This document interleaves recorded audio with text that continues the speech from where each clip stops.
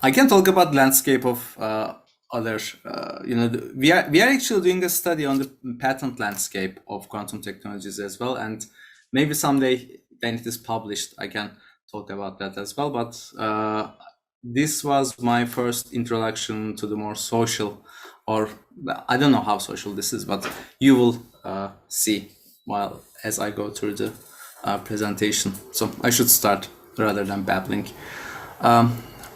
Welcome everyone again, and thank you for joining this talk. Today I will talk about the landscape of academic literature in quantum technologies, and this work is kind of a collaboration between the physics department and science and technology policy department. And I'm also a member of the Q World. Maybe I can talk about it in the end, and I'm also one of the founding members and coordinators of Q Turkey. Absolutely. Talk about that at the end. Yeah, please. Yeah, yep. Thanks. So the outline is like this. I will very briefly talk about the background of this work and then methodology and bibliometric tools. And I will also explain just a bit what bibliometrics is for those in the audience that are not familiar with the term. I will talk about how we constructed our data set, how we ran our keyword analysis. There's this thing called burst detection. I will focus on that as well. And core corpus of the academic literature in quantum technologies and some brief discussions. So the background of the work is actually from USA. So Arsev Aydinoğlu is both my co-author in this work and also he is my instructor of bibliometrics. And previously he was at NASA Astrobiology Institute and he actually ran a similar work for their collaborative interdisciplinary research networking or clustering. And while I was taking his course, we said that, why not run a similar analysis for quantum technologies? And back then we called it quantum information technologies, but in the recent years, the term quantum technologies stuck and we actually changed the name. So bibliometrics or scientometrics, depending on where you learn the term, is a field that has been around like 60 years, and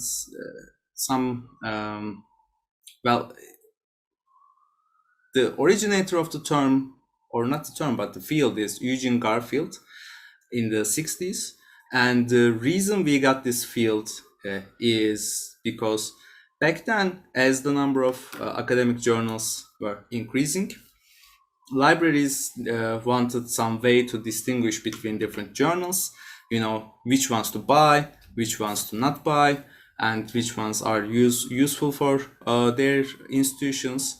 So Eugene Garfield developed this bibliometric approach, and the approach was simply, we should count the citations. If it's a quality journal, it should be cited a lot, or if it's a quality article, it should be cited a lot. And also depending on who is citing which journals. So if you are in technical university, you should buy journals that are cited mostly by technical fields. And from there, actually, what we know as Web of Science was born. And all the things as academics we deal today, like H-index, impact factors, Q1, Q2, they all originated from that idea of libraries trying to cut costs. But the field actually truly emerged after 2000s as the computational models developed and people were not forced to count citations by hand and use these old school techniques.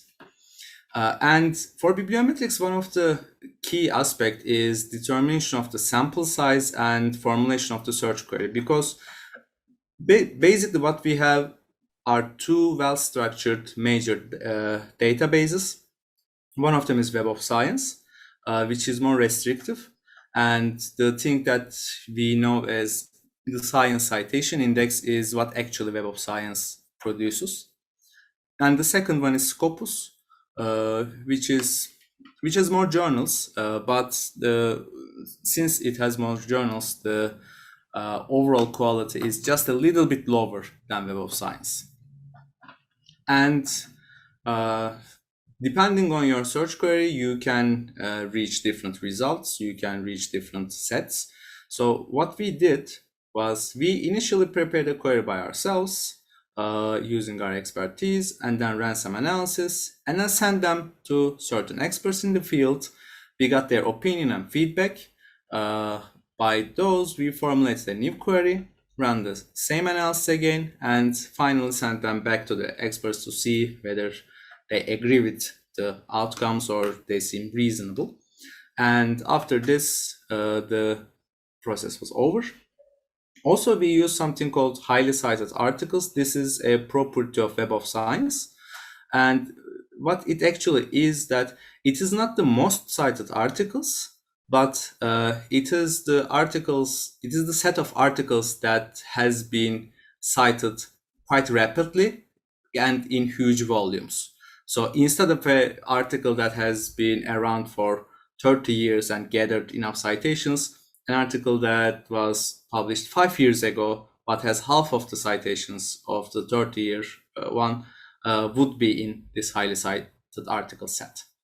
And the software tools that we used are Viewer and SciSquare tools. They are both free software tools that have been developed by this field of bibliometrics. And you can actually go to their websites, look at the manuals, and download the tools and use them yourselves. So this was our initial search query, and after the feedback from the experts, this is the final search query. Both of these are given in the article, so you can just look at the appendix. And what we did was initially, so the dataset is just a little bit old right now. At 13th of March 2019, we gathered using this first search query around 41,000 articles and proceedings. And we ran several analyses on them.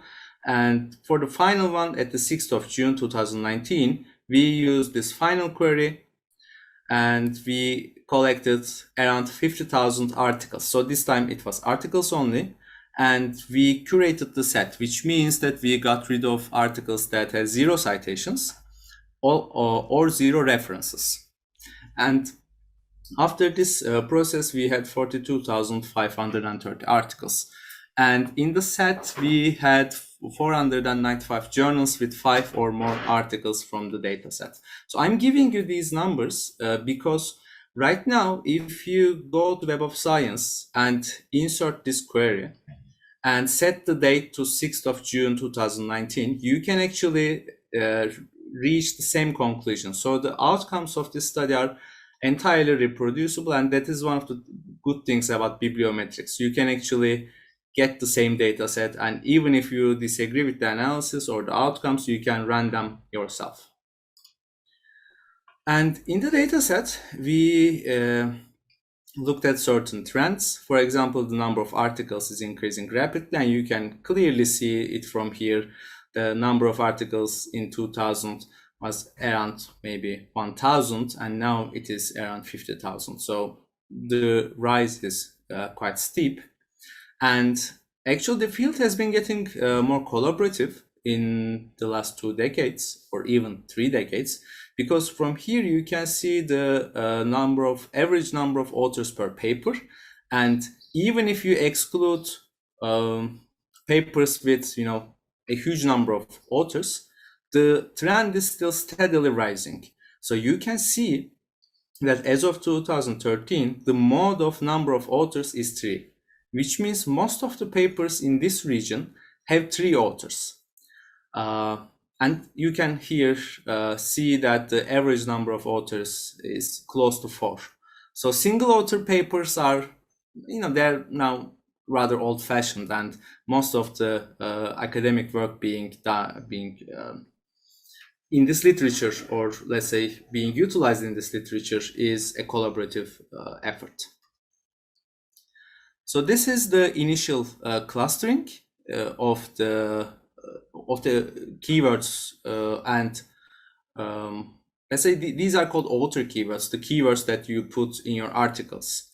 And you can see here that there are several clusters. So we sent this with our to our experts in the field and got some feedback, whether this makes sense, whether you agree with this, what should be different, and for the search query as well, what should we add to the search query. And after that, after the final search query, we actually created this clustering. So these were created by both Weaver, and you can actually do this yourself as well if you have the data set. And you can download the data set from Web of Science. It's a little bit tricky work because you have to download it 500 by 500 and it takes quite some time. And then you have to merge the data set and clear the data set, but it's just manual work. And after that, you can run the same analysis again by yourselves. So here we use the 60% version of the clustering, which means that we took the top 60% of the keywords and the relationship between them. And you can see that there are 3 clusters. So the colors are arbitrary. You can change the colors as well. But here for the red cluster, we think of this cluster as the more hardware or experimental end of the literature, because you can see, quantum dot, coupling, flux qubits, interaction, temperature device, pulse, quantum technology, most of the hardware related, or nitrogen vacancy. Most of the hardware related keywords are here. And here you can actually see that, single photon sources, single photon detectors, quantum key distribution, quantum communication, all of the stuff that are related to quantum communication and cryptography are a cluster here. And the green cluster is more focused on quantum computation and quantum information science. And when you look at the entire set, so since we are using all the keywords, it has been becoming more crowded. You can see that these 3 clusters are still here, but there is a 4th cluster emerging. And from the keywords, you can actually look at the coherence, entanglement dynamics, quantum phase transition, and there's a concurrence, quantum discourse. So this new cluster is more related to open quantum systems and quantum thermodynamics, and it is somewhere between theoretical here and experimental science. So we used a clustering of terms occurring more than 200 times. Why 200? Because we didn't want to crowd the field, and as you can see, it is already crowded. And we found these 3 clusters. So quantum communication and cryptography, quantum computation and information theory, and physical realizations of quantum systems. And if you increase your precision or relax this 200 times limit, you can probably see 4th or 5th clusters. But we believe that these 3 clusters in the literature they will still be there even if you increase your precision a lot. So for burst detection, we used something called Kleinberg's burst detection algorithm. And this algorithm actually identifies sudden increases in the frequency of bursts. So it is not a mere frequency analysis, but it is more like taking the first derivative of the frequency analysis. The actual algorithm is a little bit more different than just taking the derivative, but you can check the paper for the specifics. And this algorithm is embedded in the chi-square tools. And chi-square tools give you some parameter called gamma parameter. The name is not important. And by playing with this parameter, you can either target, let's say, stronger bursts or more mild bursts. So if you lower the gamma parameter, the required strength of a burst increases. So the number of keywords or number of bursts that you see decrease. So here you can see the lower parameter bursts, and the initial burst begins in 1995, which is not a surprise because of Shor's algorithm and later by Grover algorithm, and it is the longest burst. And here you can see the keywords changing as well, from quantum computation to quantum computer to quantum computing. But also you can see like entanglement and teleportation. And as time progresses, you see things like cavity QED and quantum entanglement, quantum theory, quantum optics, later quantum discord, and finally quantum correlations.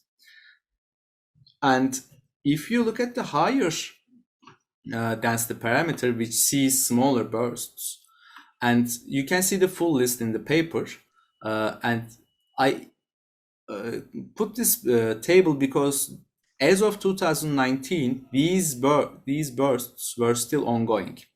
And here you can actually see rather novel stuff like ADS-CFT correspondence, open quantum systems, quantum simulation, networks, annealing.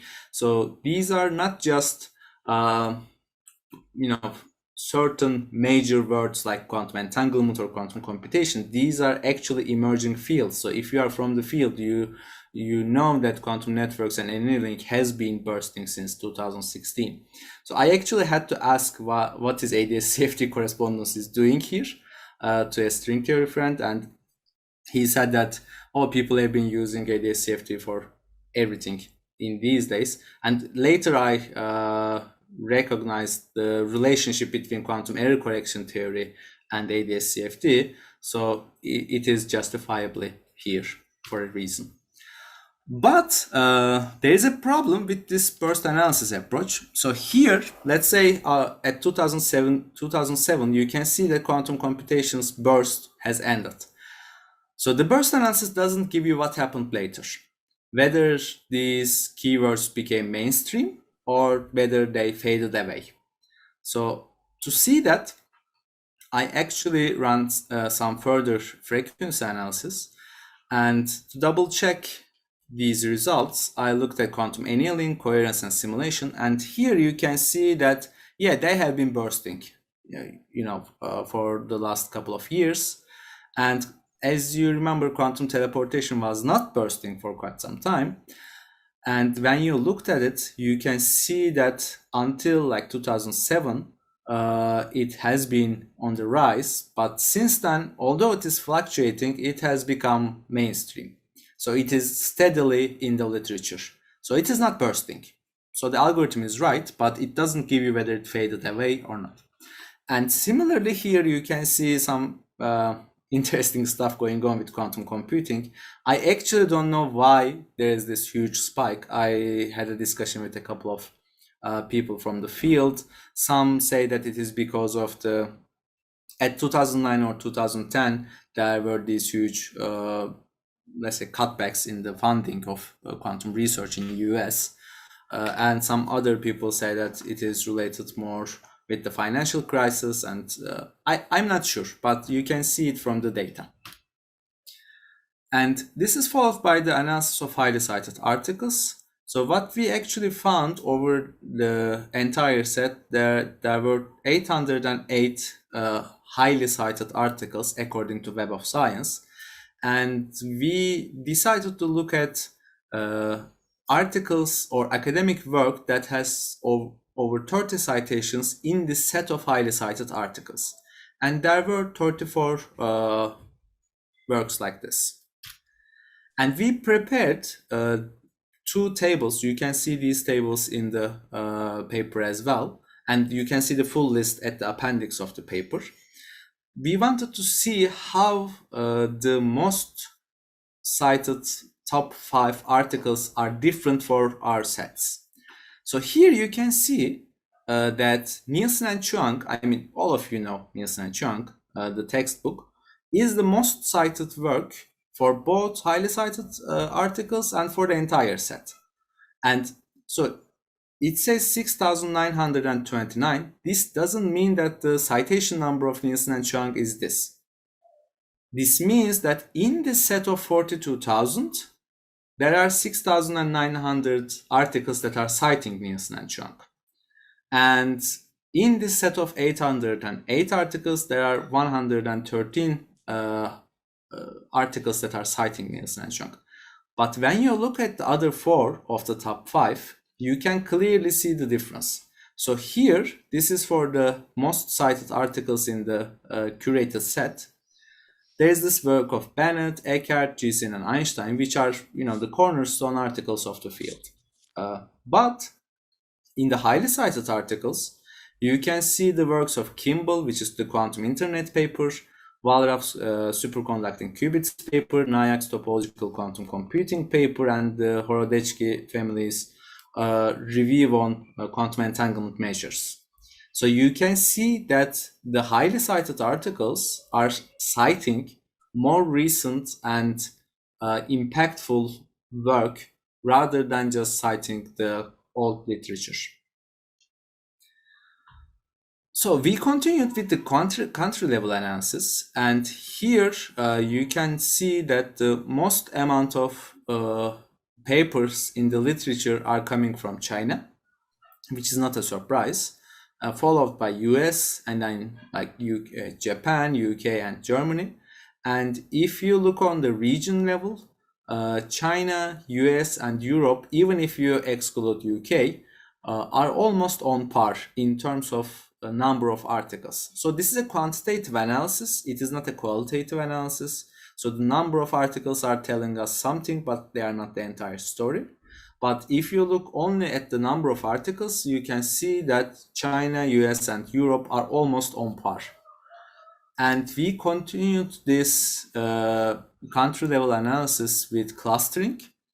And you can actually see here which countries are, or let's say, so this is on affiliation. It is not of nationality origin of the researcher, of course. So this means that researchers in China are collaborating with researchers in South Korea, Italy, Iran, Pakistan, and you can see for the US as well. There is Poland, Taiwan, and there are some other clusters as well. So we continued with institution level analysis. And on this institution level analysis, you can see again, Chinese Academy of Sciences has the most amount of work. So Chinese Academy of Sciences is a little bit of an outlier here because some of the researchers in China have double affiliations. And since they have double affiliations, the software double counts them. But even if you exclude the double counting, still this number is impressive against the rest of the institutions. And when you look at the clustering of the co-authorship analysis of organizations with more than 150 published articles, you can again see some, let's say, patterns emerge. For example, institutions in China are mainly collaborating internally. And again, institutions in Japan are collaborating internally, and the rest of the world or the rest of the Western world is here. But again, you can see here, these are mainly not English-speaking countries. And here you have Russian Academy of Sciences, and you have this US cluster, Australia, Canada, and mainly more central groups, and also there's Singapore as well. So the discussion, so using bibliometric tools to examine the field of quantum technologies yields valuable insight, especially in terms of burst detection. You can see which topics are bursting. I mean, as an expert in the fields, at least you should be aware of some of them, but to be able to see the entire literature is really hard for anyone. So this kind of tools can provide insight. And also we can see the bursting topics evolve away from straightforward quantum computation into more diverse areas, like quantum image processing or quantum annealing, quantum steering, or ADS-CFD, certain quantum thermodynamical topics. And probably quantum biology will be an important thing as well. If we run the same analysis now, we will probably see a couple of bursts end for the previous ones, and some newer topics emerge. And also from the analysis, you can see that China, US, and European Union have similar sizes of contribution to the academic literature. So there is no clear winner in terms of quantitative analysis. And Chinese institutions tend to collaborate with each other more heavily. I mean, so we can say that Asian institutions usually collaborate internally against their counterparts in the Western world. You can see the references here. Also, you can find our paper in International Journal of Quantum Information. It is published recently, and I want to thank you for your attention.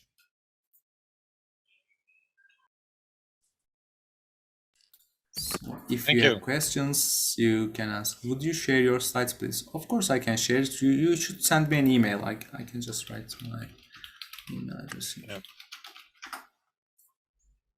If you want, I can, Zeki, I can post them there. We have a web page where I can put artifacts. If you're comfortable with that, I can just put it on that web page. Sure, I'm entirely comfortable. Yeah, why don't just send it to me, and then I'll put it up on that page. And I also put a link on the website page to the article in the archive. Yeah, thanks. So the archive version is a little bit more messier, but yeah, the archive version is free access, so we should put that version. Also, all of the images are also available on the Figshare platform, so you can download those images and use them in your presentations as well. Oh, cool. If you send me the link, I'll put it all in the common area, and people have access to everything. Of course. I've got one question before others chime in. I've been, one of my side things I focus in on is China, and I'm wondering, by chance, did you notice like when China's activity kicked in? So I think 2011 or 2010. So that's when China really first started appearing, 2000. Not necessarily appearing, but when they actually took off, when it took off. Yeah, the trend took off. Yeah. Compare that to when that's pre Xi Jinping, not to get political, but yeah. Anyway, other questions, comments, folks? Yeah, quick question for you. What was your prime motivation for doing the research? And apologies if I missed that at the beginning. I'm just wondering. For the bibliometric analysis of the field, I wanted to see bursting topics. I wanted to see where the field is going, and all this addition and analysis is something we did as because we were curious, like, oh, what are happening in different countries, how are they collaborating, what are happening in these different institutions. So we had some journal level analysis as well, but they proved to be rather lengthy and we cut them off the article. But my main motivation here was to see the bursting topics. There is a question in the chat as well. Did you do any cross-correlation between topical keywords and author's country of origin? It is a very good question, but sadly I wasn't able to, because for that I need to use something called a site space, and I'm not familiar with the software program. But it is being, so similar studies are being done in the field of bibliometrics, and if someone is familiar with site space, they can basically do that. I have is in terms of countries investigating problems. Some are completely missing. So one reason for that can be, since we took the entire literature starting from 1990s or even before that, if they started investing recently, maybe they haven't published enough articles. And if you give names of the countries, maybe I can be more clear on that. And also size matters, because since this is a quantitative analysis, if you have more institutions, you are in an advantage. And if you are a giant like China that is publishing almost 1/3 of everything in the world, then you will definitely appear as a huge network, or as a huge node in the network.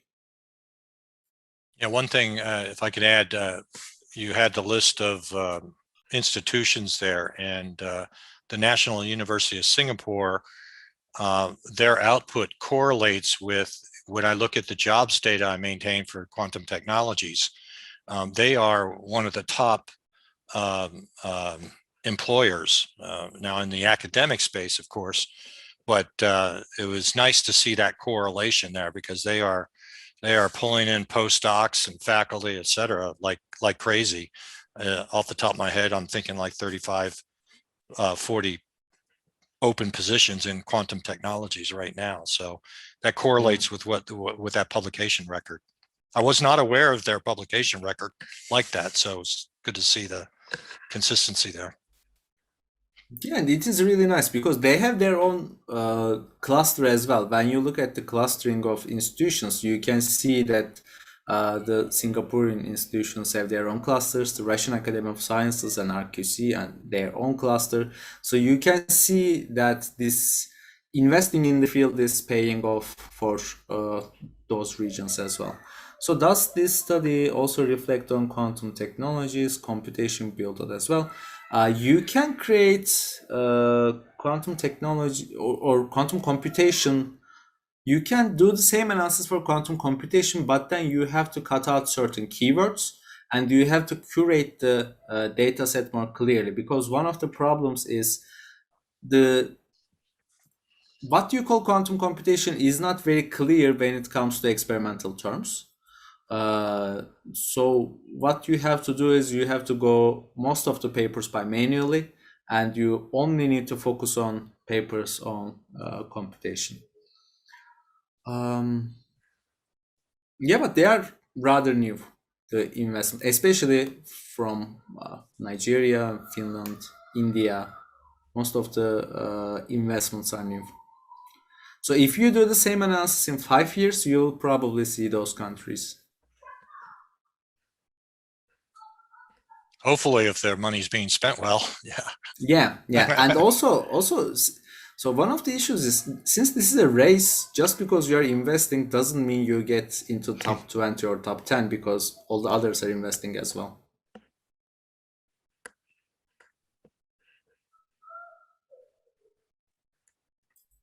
Well, I think the trick for all of us on the call here today, and anybody watching in the future, is to represent your own country, whatever that is, and start publishing, ladies and gentlemen. Get on the radar. Yeah, definitely. So I in Turkey, so the publication number of Turkey is rather low compared to its size in this field, and we have been giving this talk quite some time, saying that, oh, we should publish more, but just saying that we should publish more doesn't actually help. I wish that was not the case. Yeah. Okay. Well, cool. Thanks for getting this on our radar. And thanks. Being that we're in the United States right now, and Q World, I think, is still not as well known as it should be, like a lot of things going on around the world, not well known in the United States anyway. Although I suspect we've got a pretty informed audience here. But could you give us the quick rundown about the Q World idea, and in particular, your pin action, if I may, in Turkey, and what your thinking is about the whole idea? Yeah, of course. Can I share the screen again? You can, of course. Yeah. So Q World is now it is an official NGO that has been built in Estonia, but for the last 2 years it has been an informal network of people that are interested in this idea of making quantum computing more accessible around the world. And what we had was initially this project of Q Drive. So this was in 2019, and the project originated in Riga, Latvia, and the project was basically to get in a car, drove around Eastern Europe, and teach quantum programming. And one of the originators of this program was from Turkey, and we got into contact with them, and we ran this first batch in Ankara, and my university supported it, and I got involved. And we became the first something what's called Q cousin. So we have this network of Q cousins now, and there are many countries you can see here. I don't know whether you can see or not because the color of it's a little bit bright color, but like Latvia, Turkey, Hungary, Balkan, Poland, Russia, Slovakia, Pakistan, Czech, Tunisia, Mexico, India, Greece, Morocco, and Romania. And for example, just yesterday we finished the entangling workshop of Q Zimbabwe. We had some other Q cousins coming as well. So the idea is that entire thing is free and it's volunteering based. And the idea is, since we have this, so you can see the entire list here, we have this educational material called Q Bronze, which is followed by Q Silver, Q Nickel, hopefully at someday Q Gold, Q Platinum, etc. It is built on Qiskit, and what we do is we organize these workshops, introduction to quantum programming workshops, with a local group. So initially we found a local group. We organize this workshop with them. We teach them this workshop, and then we kind of enable them to do their own workshops and also get integrated with the Q world. And we can provide them with additional training. And we have other projects like Q Intern, which is just going now. So the idea is we have lots of things. Sorry for I'm not that well prepared for this. So what we have in Q Intern is we have these available projects from certain people in the field. You can become a mentor here as well, and we gather applications for interns, and they apply to you, and if you accept them, then you run this basic internship or online internship for 2 months, and then you present the outcomes of your work. And last year we had several publications from the Q Intern project, and this year, as you can see, we have more than 25 projects, and I think we have around 450 applications around the world. And also we have Q webinars, Q talks, some global quantum programming workshops, a summer school coming up. We had this thing called Quantum Science Days, which is an extended conference. You can look at these. I will share the website as well for those interested. I put it in the chat already. So. Thank you. Yep. And so we are looking to expand, but we do not want to expand just for expanding's sake. We want to work with, let's say, the right people in these countries, and we want to keep everything open. We want to keep everything free. So, and it is actually one of our principles. And if you want to be a Q cousin or be affiliated with Q World, you have to not charge your participants. I think it is a common practice now because of qubit by qubit and what IBM has been doing, but it is not a common practice in other fields, so we value this a lot. And also you have to follow the guidelines, you have to be respectful, and you can see the guidelines of Q cousins here. Mostly people that are involved in Q world are either early career researchers or PhD candidates, and several, mid to senior researchers. But the main bulk of people that have been joining our workshops and doing mentorships and some instructor work are undergraduate and graduate students. And we had some high school level events as well. So we are mainly focused on education, but we organize things like hackathons, webinars, talks, lots of stuff. And in Turkey, let me just open this as well.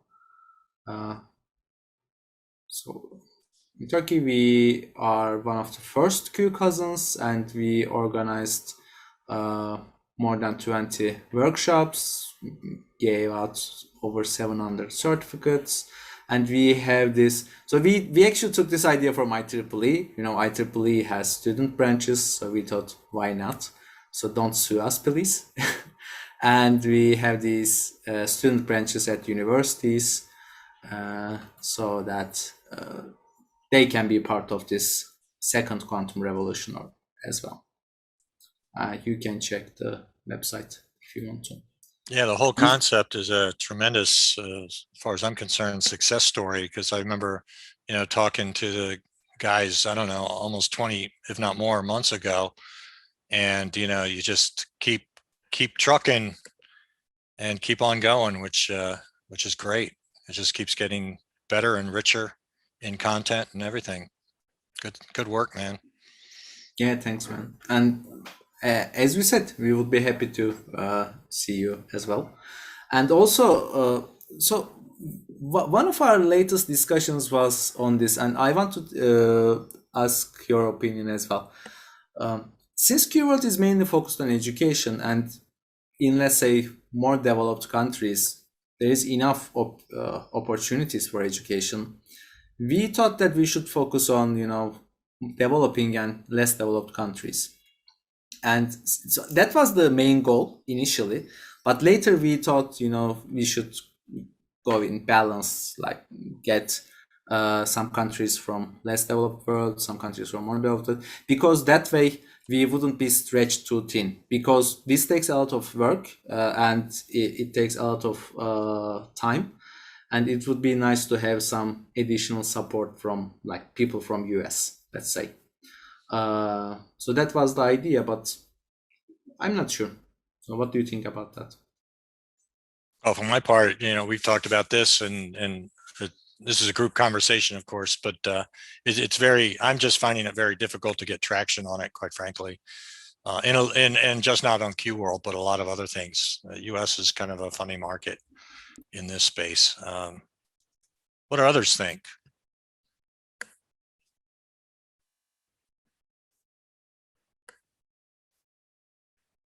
Got a quiet group. Amir. Yeah, I would say at some point, yeah, it would make sense to have every country represented. I like that you're focusing on countries that are maybe, less represented in science, or like, less developed, or have less developed programs, or just, less funding. Yeah, I think that's an important, MO. And then, but yeah, like you are Q World, so at some point I would guess, all the countries should be involved in some form. But if you look at it, from where can one make impact, I think that non-US, non-economically wealthy countries, I think, a group like this would have a very obvious, a very tangible impact, where, here in the US, we've got others that are well-funded, perhaps too well-funded, and just kind of taking over all of the market for such things, and which isn't necessarily bad or evil or necessarily great, but it was very hard to move the needle here. You go to Zimbabwe, for example, you could easily see the impact. You get a couple people working for a quantum startup or something like that. It's a huge win. You won't see that here necessarily, but anyway. Well, cool. Hopefully gets it on people's radar, and we'll see what happens in the US here anyway over time. Cool. Any questions before we break up here? Comments about anything, ladies and gents? I think there's a question that we missed, and we have been talking this, you and I. What is the most easily accessible, low-hanging fruit from quantum computation? So it's the Zoom callers question in the chat. You can unmute and clarify. I don't understand what that's actually asking. So the question I'm asking is, currently we've got, a lot of research projects going on within the quantum, and most of them are sort of, are into 10-year or, further down the pipeline. So when we are talking about quantum currently, with the current technology, what is something that we can actually achieve that's, something a low hanging fruit, as in, something that's achievable and that demonstrates value? Because currently, you got chemical simulation experiments, you got the cost optimization, and you got theoretical studies on cryptography, but obviously you can't really do anything with it.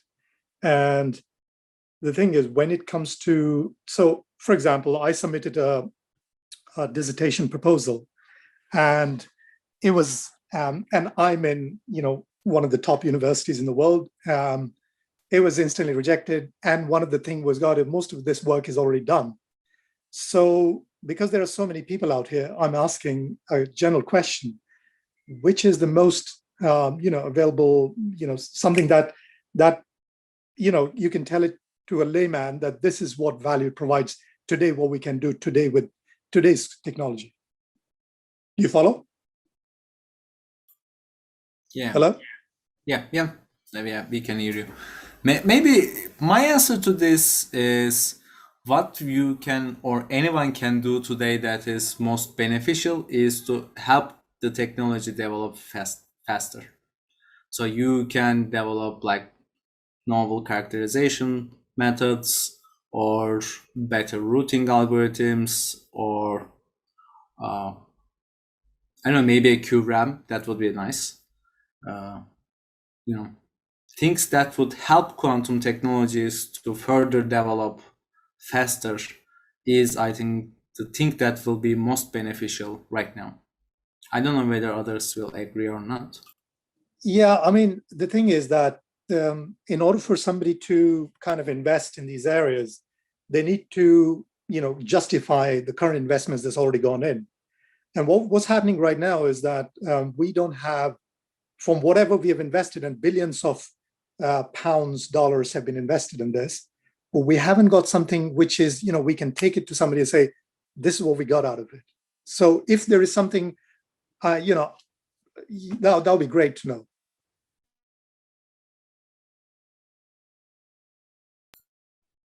Anyone? Well, let me add something here, and I'm just going to throw it out. It's not completely processed, so I'll deny I ever said it. Unless it's a good idea, then I'll claim all credit. But one area that some people are starting to talk about is industrial control systems. And, this is where it's clearly trendy right now, but in communications between devices in an industrial control system. And it's trendy now because, the cyber security folks are getting hammered in this area. But the idea of devices communicating with one another in a secure manner, in a hands-off secure manner where there is no password to be had, is one area that's starting to be talked about, that I've heard, that just seems to be an area that no one has an answer for, whether it's a great idea or a dumb idea. But there's definitely a demand for addressing industrial control systems and their security. So it's not a quantum computing problem per se, but one could easily go from quantum computing to quantum communications and such. I don't know if that's a good answer, but that's one thing that I don't see many people looking at that, for one.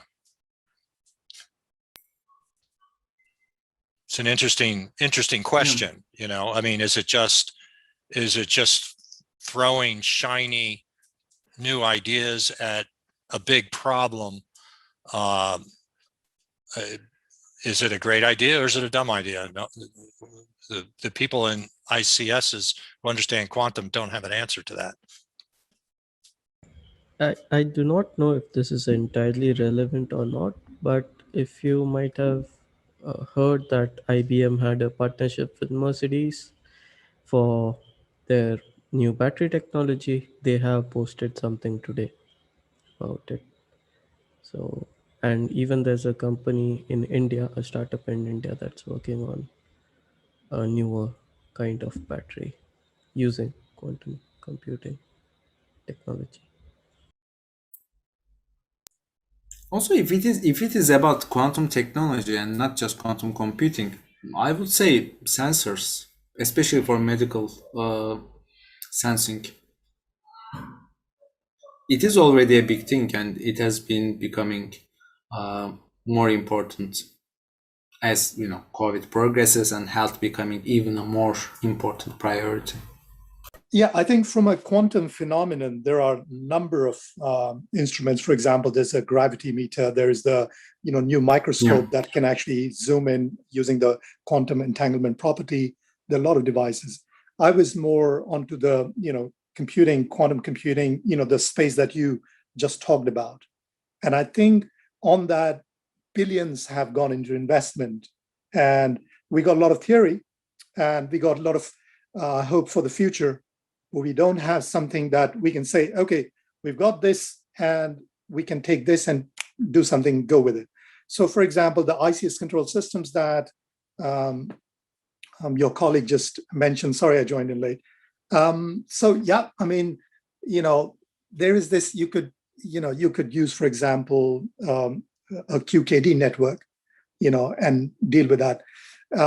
Whether, I mean, and there is one example, there's a research facility within the UK where it's being used kind of thing, to transfer research data across. But the point is that, again, back to the same point, that it's sort of a research-based idea and nothing that is, that you can apply, for example, in an ICS where costs are very tight. Because if costs were not tight, if the resources were not tight, then, you could actually do a full-fledged system over there. So it's just a general question I was trying to ask you guys, if you guys have thought of something that is, applicable today, that we can today with the current technology. And I think if we talk about quantum, yes, it's a physics kind of thing, so there's a lot more out there. Well, on the QC side, I've got two things in my mind that, again, they're just half-baked thoughts, but no one's answering the question that I can see. One is the notion of, can quantum computing be useful to the ordinary man? And what I mean by that is, right now, all the focus is on trying to solve those 10,000-year compute problems. And one of the industry guys I talked to, several months back, made the point that problems that can be solved by supercomputers, at Oak Ridge or what have you, are not of use to him in his business reality, because he doesn't, even though he's from a major corporation, his work unit does not have access to the supercomputers out there in the world. And he's got regular business problems. And so the assumption is that our community is making is that quantum computing is only for those big 10,000-year compute problems. And his point was, well, you know what? I don't have access to the Oak Ridge Summit machine or what have you, but I do have access to AWS, and I do now have access to quantum computing on AWS. And eventually I'll have a large enough computer there that I might be able to, in my words, run some everyman problems on a quantum computer. And that's resonated a lot with me in that, again, not everybody has access to Summit, right? Even in a major corporation, they don't have access to those big machines all the time. Certain departments do, but the reality is in an organization, some departments do and most departments do not. So the thing I'm thinking through is, well, maybe there are some applications where, it is more cost effective, it is more practical, it is more obtainable for a small company or a small unit in a big company to go to AWS, get on the D-Wave machine and do an optimization problem of some quote unquote trivial sort that, oh yeah, it can be done by the Summit machine or be done with some super clever algorithms that only 5 people in the world have or understand. So I think that's an open question that I think our community is not paying attention to. Business people want, a simple 3% improvement, a 5% improvement, not a super exponential improvement. So that's one of the things that's driving. We got a meetup coming on Thursday. That's partly driving my personal interest in using the tensor processing units and even to even the notion of quantum simulation as being a usable and a practical resource for the everyday user at some level. I don't mean videos, obviously, but and so the talk on Thursday is the innards of how a quantum simulator runs on in this case a tensor a tensor processing unit or a GPU. So that to me is an open research question that's not being addressed, if that made any sense. And I think somebody starts asking a question, we'll get some answers to that. But I think it's a bad assumption we're making that it's only for the the massively big problems.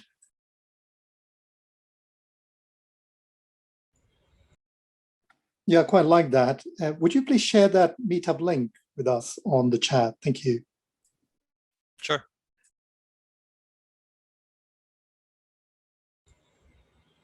I would say, Terrell, is it because, let's say, if you're having a 5 to 10% increase, that does not probably justify the price of maintaining the, at least for now, the cooling systems or the working expenditure of a system? Yeah, I mean, factors like that. So the point he was making, in reality, he doesn't have access to these supercomputers. He doesn't have the resources. And so therefore, that's not in his solution set, in his set of options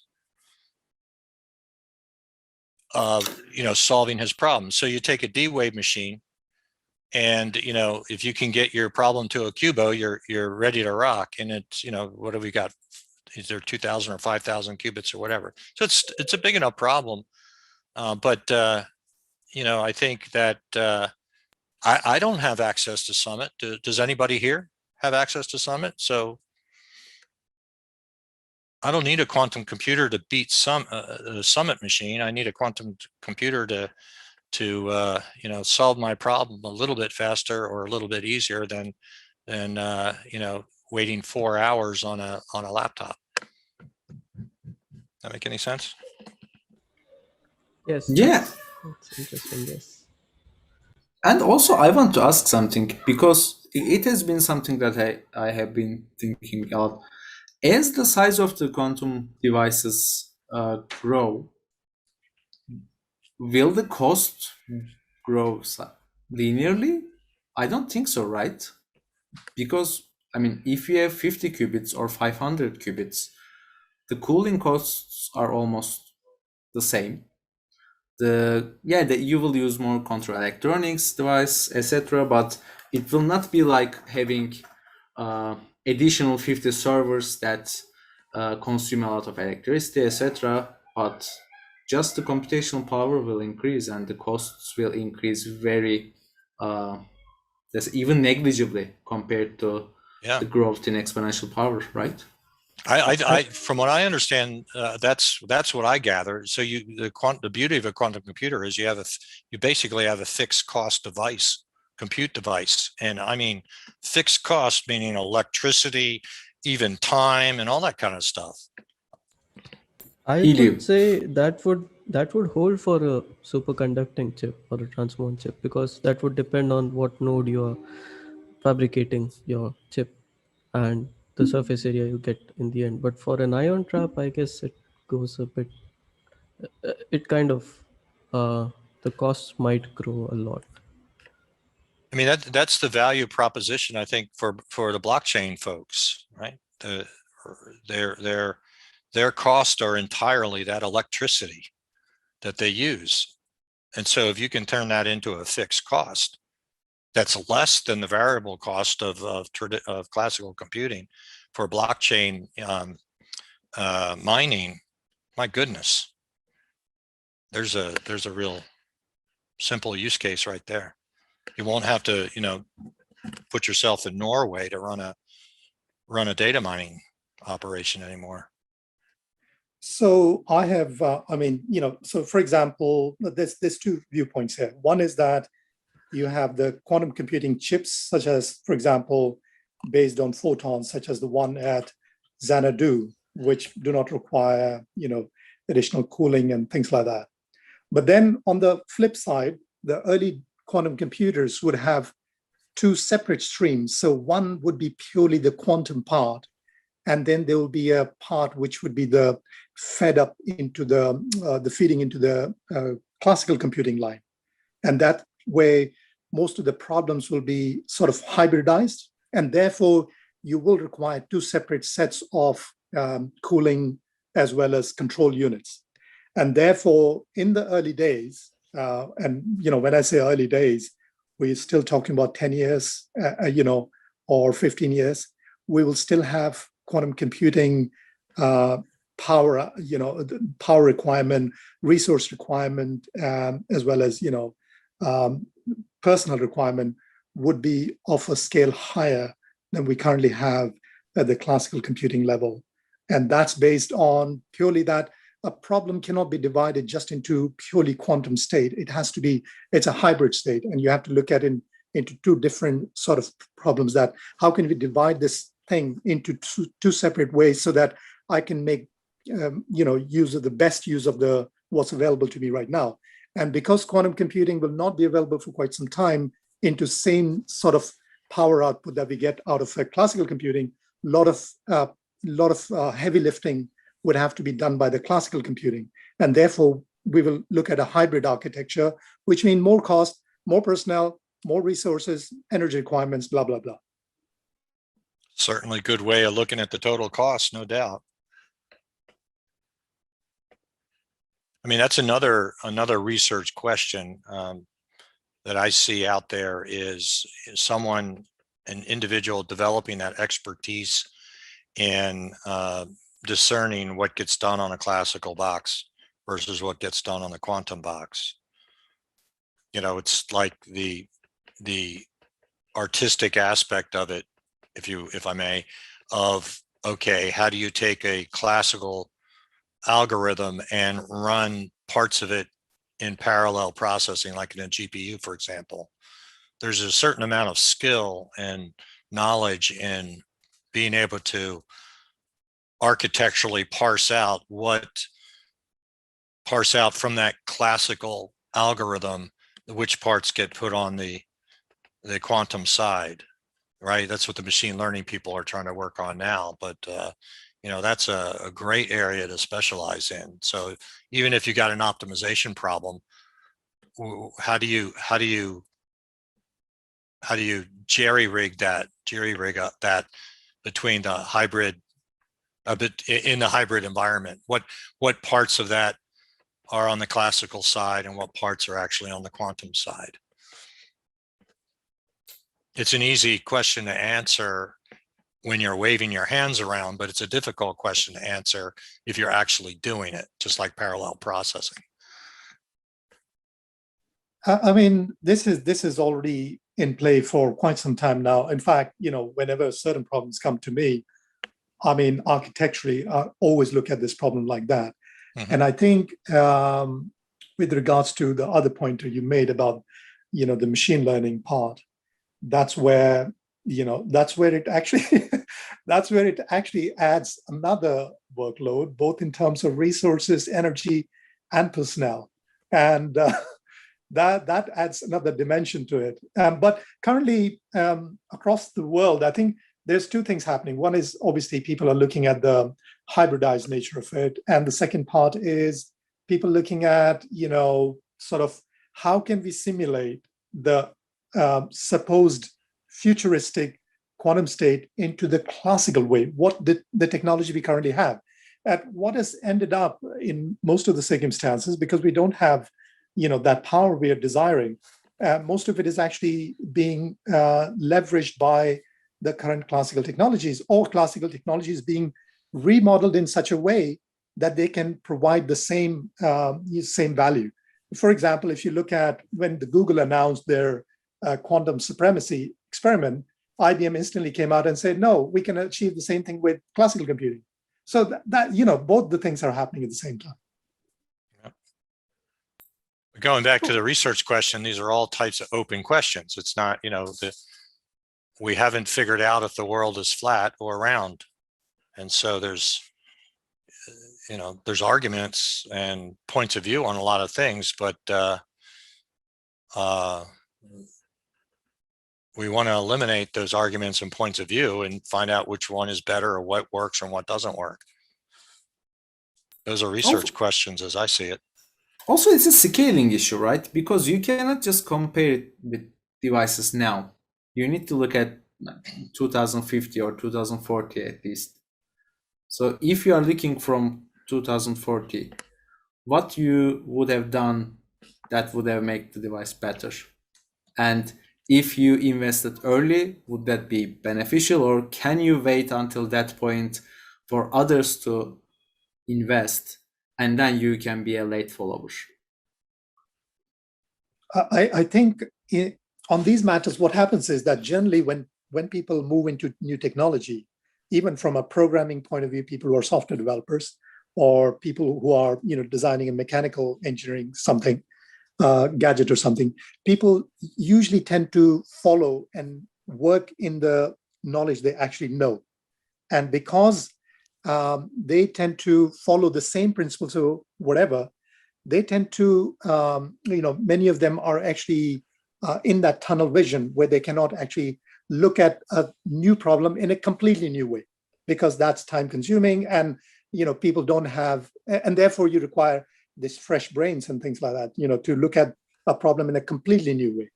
So there's that bias, that research bias over there. Yep. It's a disease. Yeah, but that's why we have consultants, right? I mean, that's the main purpose of consultancy. They come from the same background. Yeah, that's the problem with the operational aspect of that typically. But anyway, hey, we've got 20 years to solve this discussion. Yeah. Anyway, Zeki, thank you very much for today. Thanks, Dale. Your kind sharing of your knowledge and the intro to Q World too. Everybody, thanks for participating in the discussion. Zoom caller, good luck on that dissertation you got to work on. I think sometimes there's two hard parts of a dissertation. One is figuring out what to do, and the second is getting it done. Thank you so much. Yeah. But anyway, I hope the conversation sparks some ideas for you, man. Any last minute comments before we break off here, folks? Okay. Hope to see you again sometime soon, everybody. Zeki, we'll see you, I'm sure, within a week or two, I think. Yeah. Hopefully. All right, everybody. Thanks again, Zeki. We'll see you all Thanks. next time.